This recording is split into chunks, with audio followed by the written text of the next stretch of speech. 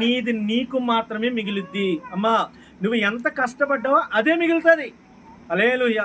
ఒక రోజున ఒక పాల వ్యాపారి ఎవండి వాడలో ప్రయాణం చేస్తున్నాడంట. ఆయన వ్యాపారం భలే చేస్తాడు. ఎవండి గేదె 1 లీటర్ పాలు ఇచ్చింది అనుకోండి, అందులో లీటర్ నీళ్లు కలుపుతాడు. హల్లెలూయా. దేవుని బిడ్డలారా, అట్లా ఎంతమంది అమ్మా పలుసుకున్నాయమ్మ అంటే మా గేదె ఎట్టేస్తుంది, తీసుకుంటే తీసుకో లేకపోతే లేదు అని ఏమండి అట్లా పోసి సంపాదించిందంట. ఓ రోజు దేవుని బిడ్డలారా, అతను సంపాదించిందంతా మూట కట్టుకొని ఏమండి తన సొంతూరుకు బయలుదేరాడు. పడవెక్కాడు. పడవెక్కగానే అందులో ఎక్కడి నుంచి వచ్చింది తెలియదు, ఒక కోత వచ్చింది. హల్లెలూయా.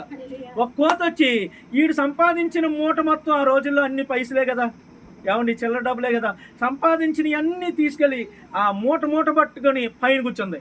ఎక్కడ? ఆ లాంచీ ఎక్కినప్పుడు, ఆ పడవ ఎక్కినప్పుడు ఇలా పైన ఉంటది కదా, దాని మీద కూర్చుంది. పడవలో కూర్చొని ఏమండి అది ఇసురుతా ఉంది. ఒకటి తీస్తుంది, ఇది నీకు, ఇది నీకు. ఒకటేమో ఈడేపు కాస్తుంది, ఒకటేమో చెప్పండి నీళ్ళ లేస్తుంది. హల్లెలూయా. ఒకటి ఈడికి, ఒకటి నీళ్ళకి. ఏమండి నీళ్ళ ద్వారా సంపాదించినవి అన్ని నీళ్ళకి వెళ్ళిపోయి, పాలు ద్వారా సంపాదించింది మాత్రమే ఈడి చేతికి వచ్చింది. స్తోత్రం చెప్పండి, గట్టిగా చెప్పండి. నేను చెప్పేది ఏంటంటే బిడ్డలారా, వాక్యం చెప్పేది అదే. మనం అన్యాయం చేసి సంపాదిస్తే అది మనకు మిగలదు. హల్లెలూయా.